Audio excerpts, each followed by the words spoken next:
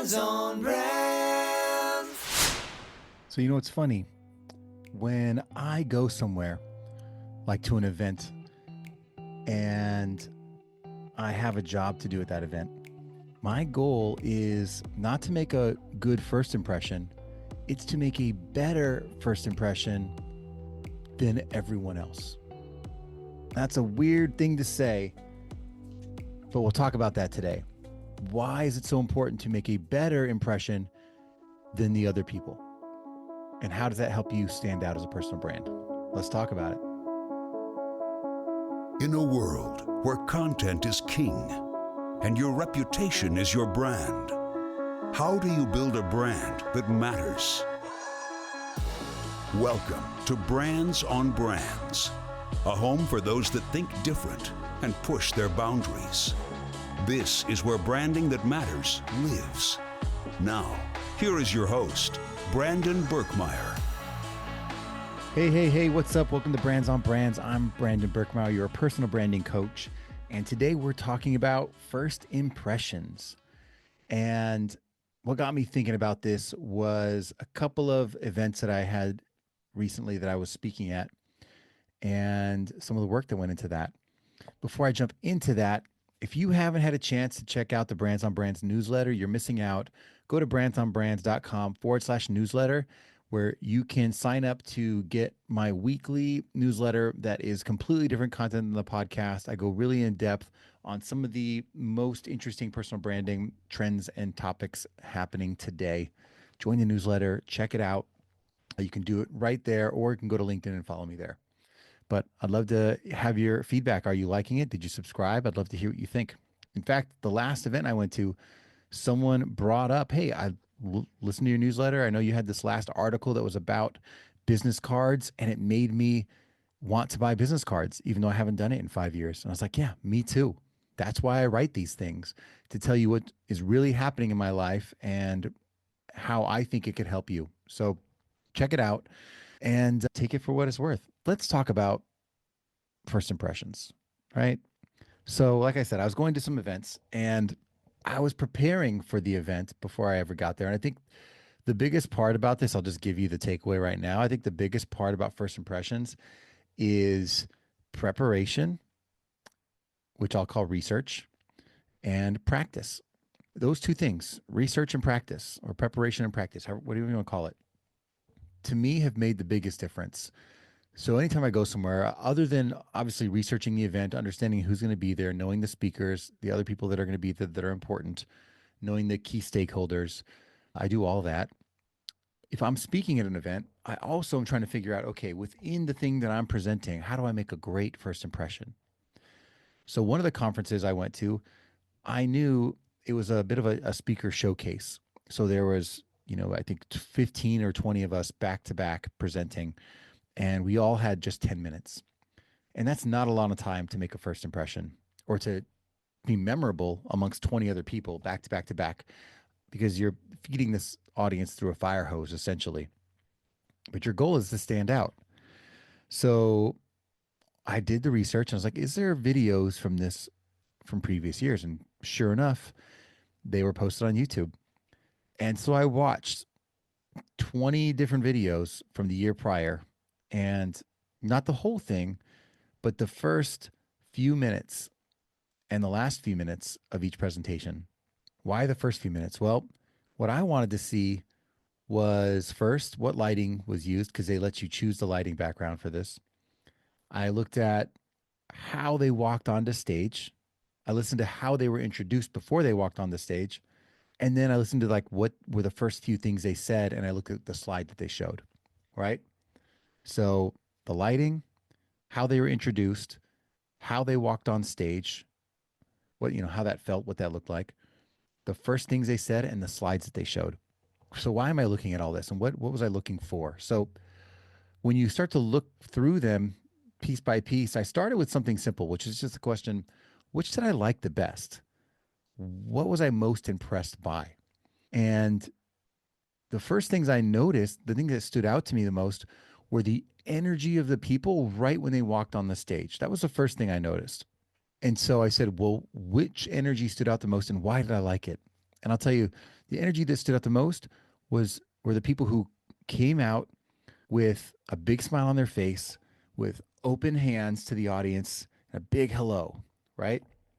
As opposed to the people who walked out quietly, pensively, and with not much facial expression.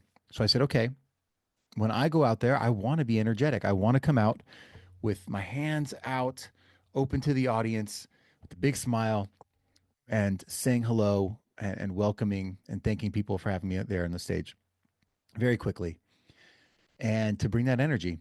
So that was the first thing. The second thing I that really stood out was how are people being introduced? The reason it stood out was because some of these introductions were very long. And just to get through them was taking a few minutes.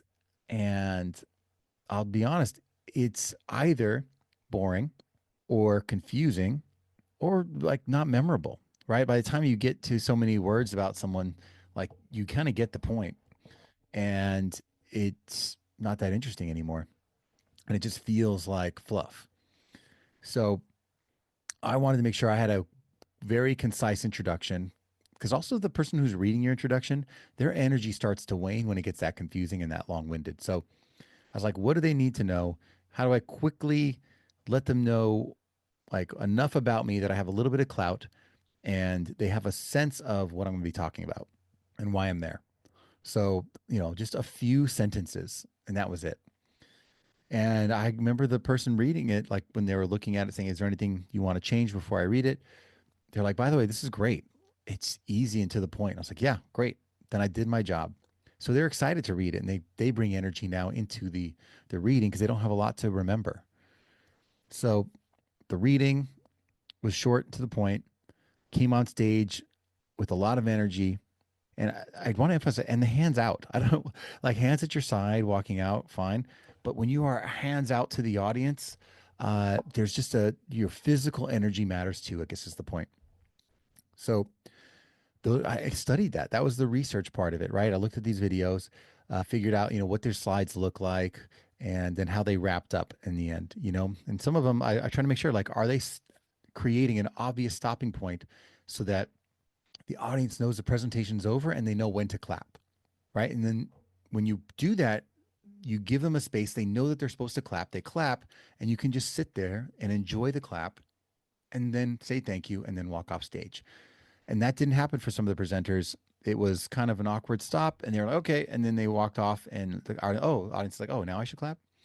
So, or they would start clapping early, and the person wasn't done presenting, avoiding some of those things. And for the seasoned speakers out there, this is obvious stuff. But the point is not necessarily these speaking lessons. The point is preparation. I had to do the research to know, what is the benchmark? And what seems like the best of the benchmark. So, how do I build a minimum viable product on my end that steps up to what I think is the best? Because it doesn't take a lot more work to do those couple of little things, it just takes the research. So, for anything that you're doing, what can you be doing to get a little bit more research done to understand how you're going to show up in a way that really presents yourself the best?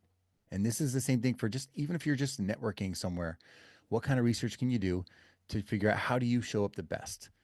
Am I going to keep my phone put away so I'm not standing by myself with my phone and keeping people away from me and I look like the shy person in the corner? Am I going to know someone at the event so that I can immediately walk in, go straight up to that person, say hello with a big smile, get introduced to who they're talking to, and now I'm a part of the room already?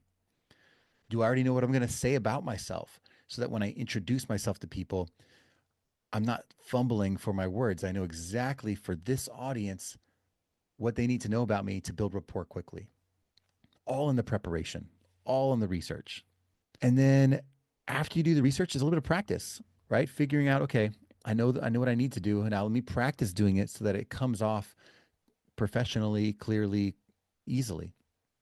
So I do that. I practice. If I'm practicing introducing myself, or I practice, especially with the speech, I practice what I'm going to say in the speech.